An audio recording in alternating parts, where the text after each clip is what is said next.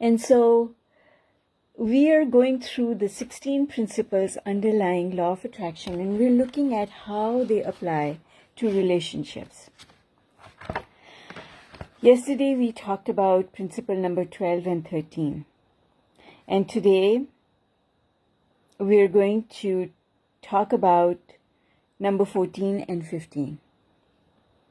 Number 14 says thinking patterns are addictive. That is why we have a habit of thought. Because what is an addiction? An addiction is a habit. So we're talking about thinking patterns, habits of thought. Thinking patterns are habitual, the way we learned to think, the way we learned to analyze things. Did we learn to doubt everything until we had proof? So I'm going to doubt that you really love me until you prove to me that you love me. And in that doubt, where is trust? The presence of doubt, the looking for evidence, means two things. One, you're not trusting, you're questioning.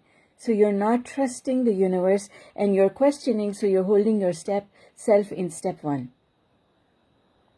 So what you want is going to be harder for you to accomplish. Not impossible, but it will come to you like pulling teeth. Because here's the thing, your desire has pulling power. Oh my goodness.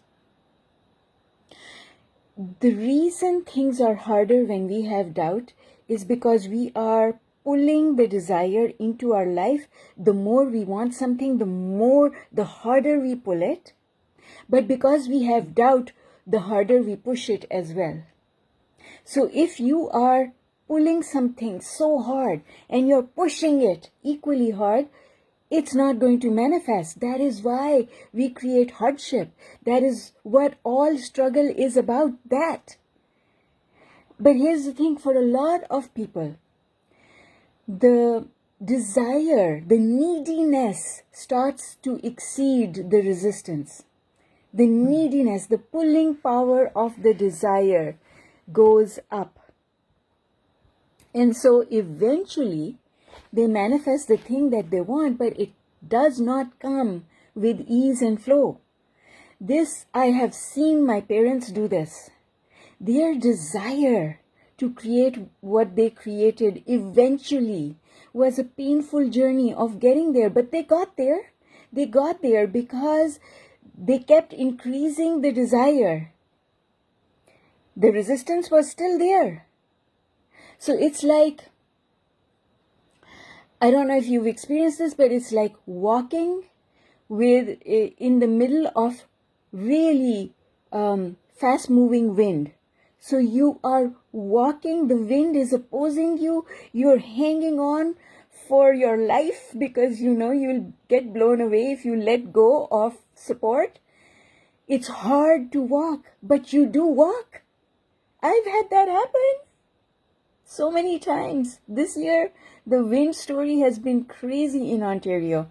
And especially when I go to visit my daughter in Toronto, she lives in one of the tall apartment buildings. So these tall buildings, they create wind tunnels. And when the wind is already at 100 miles an hour and you're in a wind tunnel of, created by these big blocks of apartment buildings, you have to hang on for dear life. So from the car, I am like, one difficult step at a time getting to her main lobby. But I get there. So law of attraction says you don't have to have a difficult journey. You don't have to be hanging on for dear life every step of the way there. Let go the negative beliefs that are creating resistance. Let go of all doubt that is creating resistance, that is making that opposing wind flow. Give up all that doubt and step into trust. And then you can just walk there and get there. What will happen? You'll get there faster.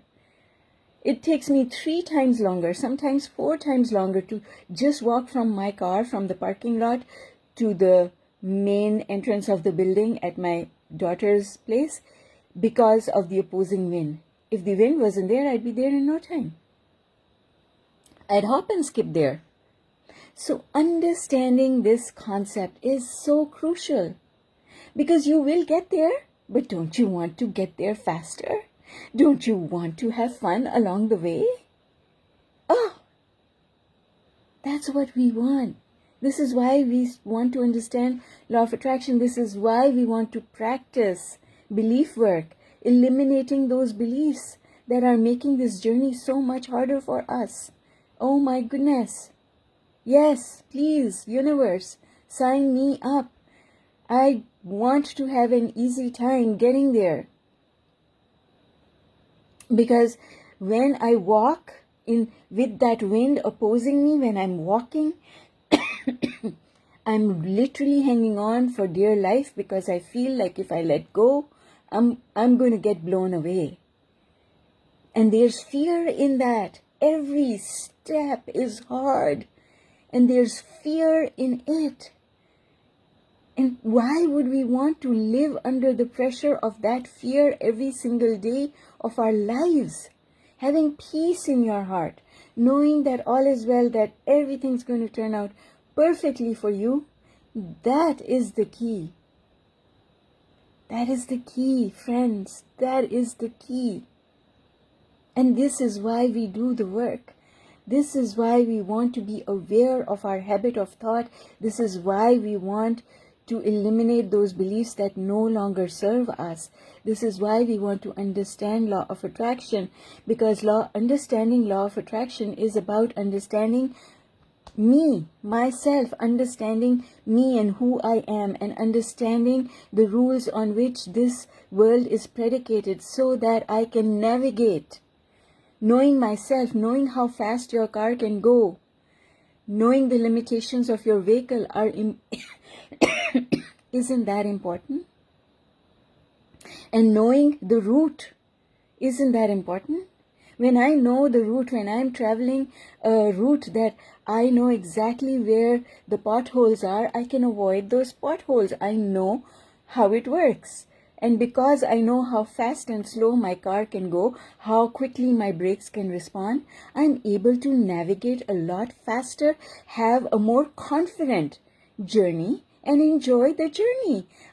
When I know the route and I know my own power to control my vehicle, I can even look out the window and enjoy the scenery. We say smell the roses, but some of us are hanging on for dear life. And when you're hanging on for dear life, you don't care about the roses. Forget about smelling them. You don't even pay attention to the fact that there are roses along the path because you're hanging on for dear life. And that, my friends, is why we talk about law of attraction. We've got to understand this stuff. Understand this stuff so that we don't have to fight every step of the way forward. Understand this stuff.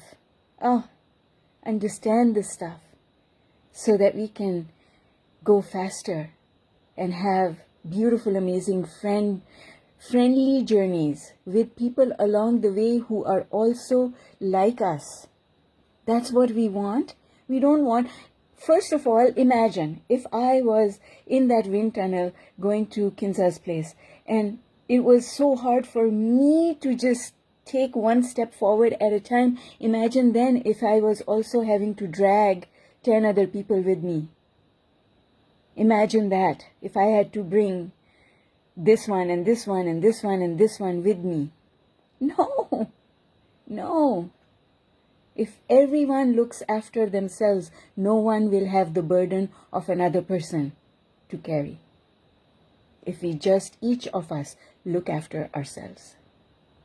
And so that is all about principle number 14. If you want to know where the principles are, they are in this book. You all have this book. At least those of you who are on the call, you all have this book. It's page 8 and principle number 14.